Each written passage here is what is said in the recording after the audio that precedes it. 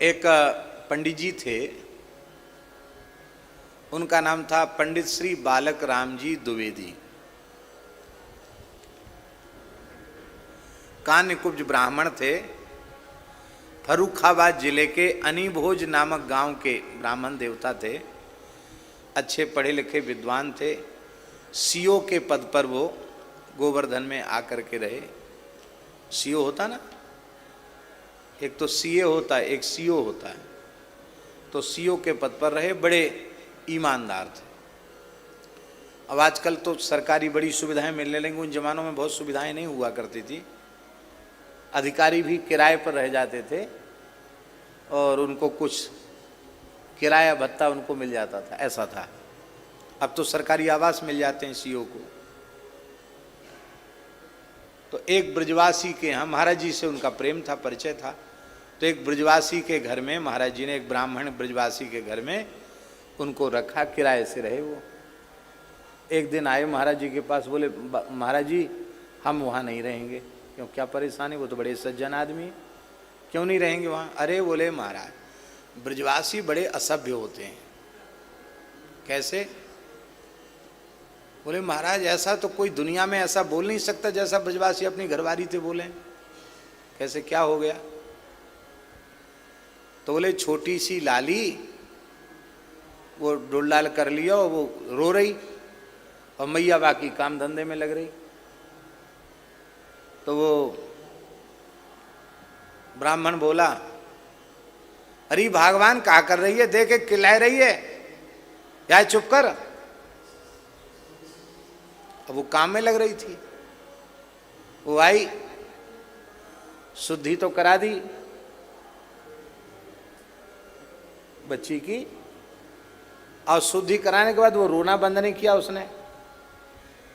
तो मैया धीरे से धमक दे के पीठ में बोली अरे मेरी सौत काय को खिला रही है, चुप जा, चुप है जा। मेरी सौत काय को रो रही है, चुप है जा। बोले बताओ, ऐसे ब्रजवासी जिन्हें इतना भी ज्ञान नहीं, अपनी छोरी को सौत कह रही है, बताओ। काहे के ब्राह्मण, काहे के ब्रजवासी, बताओ, इन्हें इतने बोलने का सहूर नहीं।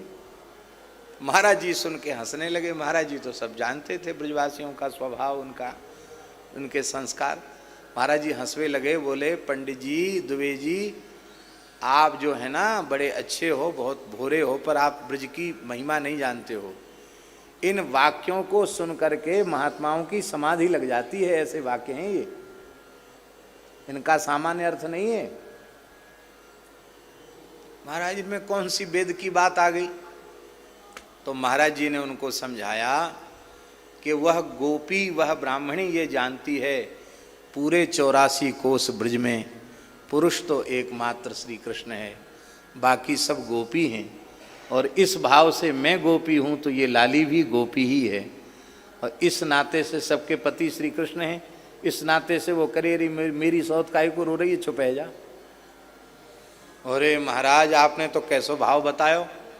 महाराज जी बोले भाव की ही लीला तो ब्रज की लीला है।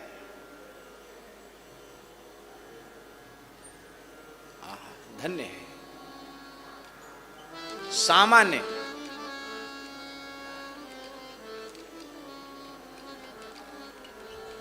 अद्भुत प्रेम ब्रज के लोगों में है, पर इसकी अनुभूति कोई प्रेमी ही कर सकते हैं। इसलिए ब्रजवासियों में कभी दोष का दर्शन नहीं करना। आपको ठाकुर जी हमारे अपने हैं ये भाव बनाना पड़ेगा। पर ब्रज की रज में जिनका जन्म हुआ है उनको जन्म से ही ठाकुर हमारो है, ये भाव उनको जन्म से होता है।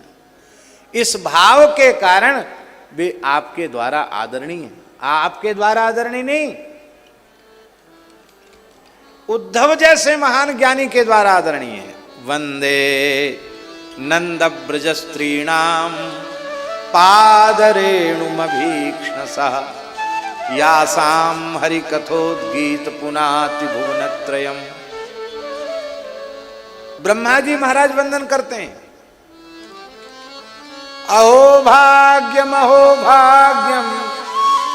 नंद गोप ब्रजौकसाम यन्मित्रं परमानंदम पूर्णम ब्रह्म सनातनम।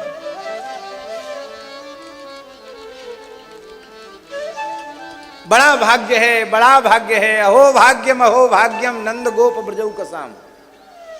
ब्रजवासियों का बड़ा सौभाग्य है। क्या सौभाग्य है? बोले यन्मित्रम परमानंदम पूर्णम ब्रह्म सनातनम।